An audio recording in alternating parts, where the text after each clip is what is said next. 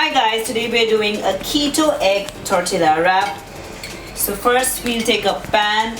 On that pan I'm going to add 2 tablespoons of clarified butter or DESI ghee. To the ghee we are going to add our chopped mushrooms, that's 20 grams. Salt to the same. If you like spicy, you can also add some green chilies. We're going to wait until our mushroom becomes slightly soft. Now once our mushrooms are nice and sauteed, we're going to add 2 whole eggs to the same.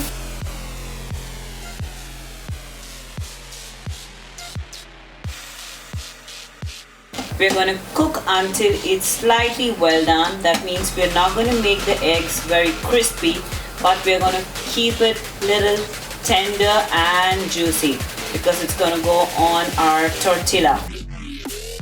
Lastly, before that, we're going to drizzle some oregano on the same. This will give the perfect taste to your eggs. And our eggs are ready. And here is our almond tortilla. You can go on the description below and you'll get the complete recipe for the same. Again, it's super easy, so that's going to be used as a wrap. And to this we're going to add our eggs and mushroom.